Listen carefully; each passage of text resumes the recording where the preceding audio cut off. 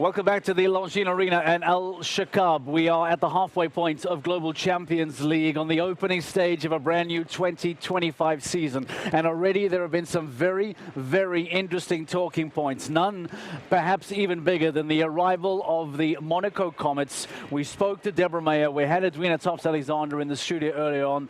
Powered now by the Iron Dames, much like the Can Stars, both teams jumping superbly well. How many times this season may we see the Iron Dames projects finishing on the podium together? It is very much a reality. The Prague Lions jumping very well. The Scandinavian Vikings jumping very well. We'll give you all of the scores. We'll give you the updates throughout the rest of the night as the sun begins to set over here in Qatar. We will start to look into GCL round 2 later. For now, David Will comes to join us in the studio. Trains alongside Sophie Hinners. Has the insight as to how the team is doing. Before we talk about Sophie, before we talk about Can Stars, you walked the course, David. You're a very technical guy. What did you make of what you walked?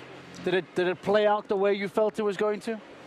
Yeah, it looked like a nice start into the season. It didn't ask the very big questions yet. Is that important on a stage 1 to just be progressive? Yeah, it's nice to ease into it a little bit. I'm pretty sure now the second round will be a lot tougher. We have 5 teams on clear, and yeah, Peter won't keep it that way. Let's talk about the Can Stars. Like you say, you work alongside Sophie Hinners. You've got a very good insight into how she performs, how she rides. Jana Fredrika Maya-Zimmerman as well, who's been in Qatar for a couple of weeks and has jumped really, really well. Your thoughts on how Can Stars performed collectively? Of course, very well. 2 very, very, very experienced riders, especially Jana Fredrika Maya, of course, but also Sophie. She is almost like a robot. Doesn't do too many mistakes. And she does have that robot aspect, I understand. And that's what it's about in the end, to always be able to deliver. Are you able to give us some insight to what the Can Stars have been talking about in the preseason? Because I imagine at the end of 2024, they come in with such a bang. They become the champions. They surprise everybody. Come 2025, we all have different expectations now. What has the team been talking about in the winter to make sure that they live up to a new standard that they set in 2024? Exactly. Now comes the hard part. Deliver again what they already showed last year, and they set the bar very high themselves. And yeah, that has been the talk over the off season. Yeah, trying to make a really good plan going into this year. They also have wonderful depth, don't they? You mentioned Jana, you mentioned Sophie, who are here in round 1. But the joy for the team is that they have so many options, don't they? So many riders to pick and choose. That's what makes them so strong. Exactly. We have Sanne Tyson here, who also jumped a clear round. So basically, they could have done the team every which way, and they would still have ended up with a clear round in the first round. And yeah, not to mention the other riders that are not even here. What are you expecting in round 2? As I said, I expect the course to be a lot stronger, a lot more difficult. As I said, Peter Schumacher, our course designer, won't keep it that way. That there's 5 teams on a clear sheet. Sure. So yeah, but we have experienced riders, experienced horses. Sophie is going to ride My Prince one more time. He has done it all, seen it all. He was here last week, jumped the Grand Prix as well, jumped very, very good. So yeah, our expectations are still high. Thanks for making time for us, David. We appreciate you. Going it ready for round 2. We'll chat to you a little bit later. Thank you very much, giving us some insight as to what has taken place with not just Sophie Hinners, but for the Can Stars, powered by the Iron Dames. A double clear for the team. Jana Fredrika Maya-Zimmerman jumping clear, and Sophie Hinners jumping clear as well. They find themselves towards the top of the leaderboard now. We might get some more reaction from him. For now, though, let's take a look at the Basel Cosmopolitans, one of the new teams to enter the Global Champions League in 2025. A lot of excitement around this team, a lot of intrigue around this team that has taken a lot of effort to be put together here. We talk about Andreas Scow, but he wasn't there in GCL round 1. It was down to the women. Let's talk about Jana Vargas. Let's see how the team has been put together and how they performed in GCL round 1, as we give you some thoughts and remind you as to what took place then for Basel as they came out for their very first appearance in GCL history in 2025. Excited to see how they're going to perform as well, by the way, for the rest of the season. We spoke to them earlier on. Let's show you how it went out for Basel Cosmopolitans. Jana, your first round for Basel, your first round competing in the GCL for a team, and you go clear. Just sum up your emotions. Yeah, that's amazing. It's a good start. We both jumped clear, and it's already fun. Nopal seemed to settle into the course really well. How did it feel? Yeah, he makes it really easy for me. He's very scopy, and he felt great last week already, and he gave me the same feeling today. Andreas Schouw, who manages your team, said to me beforehand he was really looking forward to seeing how you guys go and the confidence coming through. What did he say to you before you went out there? Actually, he left me pretty in my own system, so I think he trusts us enough. And we have a good team, and we support each other, but we don't try to change something too much. So I know he's there, and that's already a good feeling. Looking at round 2, any changes? I mean, I have a different horse, but I would like to do another clear, so same plan. Good luck. Thank you so much. Thoughts from the Basel Cosmopolitans, a wonderful double clear as well from them. Jana Vargas and Sasha Newgard-Lille jumping clear for the team. It's one of the many, many exciting new elements for 2025 that we will continue to unfold throughout the rest of the season. Dan Strange, our journalist on the ground, joins us now for some post-round reaction. Dan, welcome back to the show. A lot to try and unpack, a lot of double clears. We had David Ville in the studio a little bit earlier on. He's suggesting that things should get bigger and better and tougher for that second round to try and dwindle down those double clears. But the reality of an Iron Dames double is still on the cards. The reality of a newcomer Basel Cosmopolitans is on the cards. You have the Scandinavian Vikings as the underdog. You have the Prague Lions with experience. I mean, this is beautifully shaped up for round 2, isn't it? What stands out for you? Yeah, we're down here by the arena where it's been a really interesting round. Obviously, Scandinavian Vikings had nearly 4 seconds on any other team. And I know speed isn't important in the first round of the GCL, but the confidence that will have given them is absolutely huge. Obviously, 5 teams went double clear. The fact that Prague Lions went double clear, Peter de Vos, Niels Brunsils coming in potentially, that will give them masses of confidence. Can Stars are double clear, they're in a great place. Scandinavians Vikings are really going to have to hold their nerve on this one. For Basel Cosmopolitans, it's going to be really interesting too, because Andreas Schouw is incredibly experienced. He's got an inexperienced lineup who've just jumped but gone clear, and they have put themselves in a fabulous position.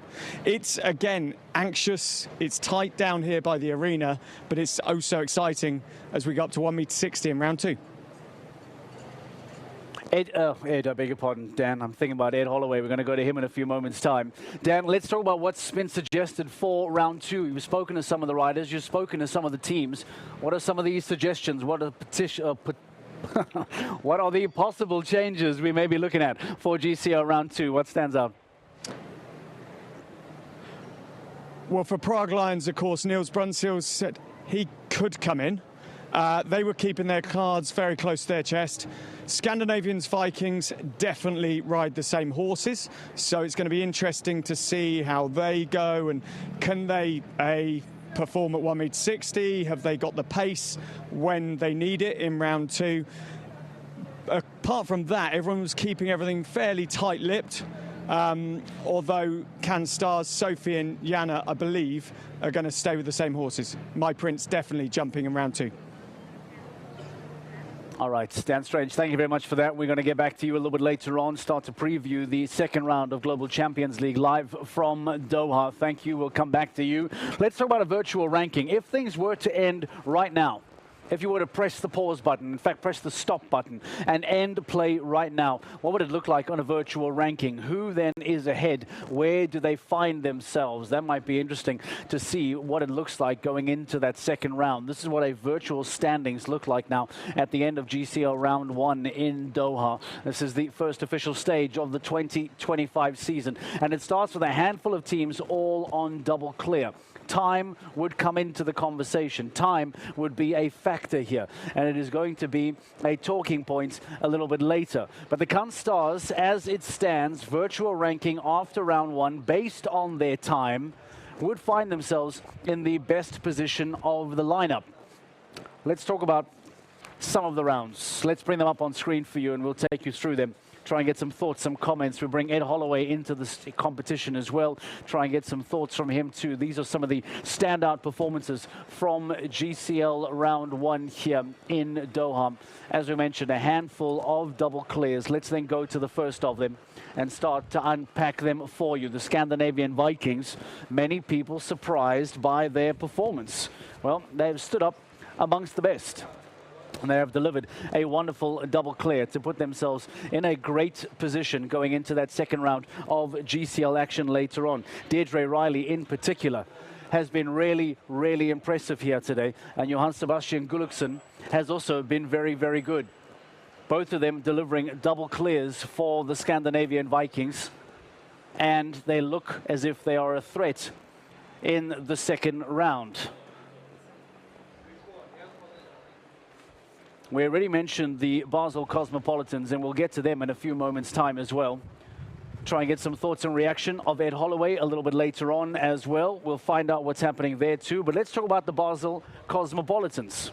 We'll try and bring him in too and get some thoughts as well. Basel, as we mentioned, looking very, very strong, looking very, very good for that second round. Jana Vargas and Sasha Nygård-Lill both jumping double clear for the brand new team. We'll get to them in a few moments and show you how they jumped. Let's not forget that Andreas Skau is in the mix as well. Talk about a talented rider. Talk about someone with experience that is able to guide you over the line. To have him in the wings is incredibly impressive. We bring in Ed Holloway into the show to give us some thoughts and some reaction. Ed, while we're busy watching, welcome to the show. We're busy looking at the Basel Cosmopolitans. Let's talk about how this has gone for them. And we are always interested in brand new teams, brand new franchises. There's been a lot of effort apparently in putting this team together. And for the two ladies to come through today and jump the way they did in round 1, this was a sensational start, wasn't it? I was mighty impressed looking back because I watched the reaction of Andreas Skau and he was so delighted with the opening clear round. And I think that they've come into this big cauldron mark so early on in their career. Yes, their very first GCL fixture. And it was a hard course. Peter Schumacher set a proper championship-feeling course. It was big, it was flowing, you had to be committed on your distances. It was all there to do. And I think that the pair of them came in and responded so well. Is a really strong season start. Yeah, I'm mighty impressed. The point of David Will is that he's expecting it to get even bigger and harder in round 2, as you would imagine. So if you're looking at it the way you are in GCL round 1, well, that does suggest that round 2 is going to be incredibly interesting to see how it plays out. Can we talk about the Iron Dames dynamic? We had Deborah Meyer in the studio a little bit earlier on. I don't think we've quite yet realized the possibility of having an Iron Dames doubleheader on podiums, not just here, but throughout the season as well. Because Kanstars looks superb. Comets look superb as well. There's real potential here to have an almost 1-2 in an Iron Dames project throughout the season, isn't there? What I sensed was that there's almost like an unruffled nature to Kanstars. They didn't chase the clock. They wanted to post a double clear. They realized with that second round course looming, that is going to be really ramped up in terms of difficulty. They've come in just quite cool and casual, as if say, look, we're the champions, we'll get a double clear. I felt no real adrenaline out there. They're just trying to get the job done, get it started well. And that was my sort of overall impression. I feel that the success of 2024 also took, don't get me wrong, it's going to build a lot of pressure and expectation for 2025, but I feel that the success of 2024 has almost calmed the Kanstars down. I think last year when all of the hype was starting to happen, when all the drums were being knocked on, then the riders were feeling it, but they almost give me the impression that they come into 2025 now realizing that they can do this, that they've done it before. And you're right, they did look like a very relaxed unit. And I think that that's credit to the incredible 24 that they had, isn't it? Yes, I saw early on in the GCL first round, the teams were coming in saying that this is a big, hard course. We won't chase the clock because we think the clear rounds are at a premium. And yes, the champions came in, again, oozing confidence, as if to say, yeah, guys, we're here, we're ready, we're not scared. We know what we've got to do is to get clear into the second round. And I think then we'll see them ramp it up, change the team perhaps, and I think then they'll start to show their deadly effectiveness we saw to win the season championships last year. Thoughts on a potential podium? Is it possible that it is anyone outside of the double clears? Are teams that are hovering in and around the 4s still in the mix here, or are we looking at those 5 double clears as the only realistic podium finishes later tonight? I think more likely than not they will be the candidates, but I think one of the four falters could creep onto a podium because I think it will suddenly intensify with the the standings, of course, not yet in people's mind, but just get the season underway, Mark. I think this is what is going to be the pressure point tonight. Yeah, Stockholm Hearts, powered by H&M We Love Horses, find themselves on 4. Falcons White United find themselves on 4.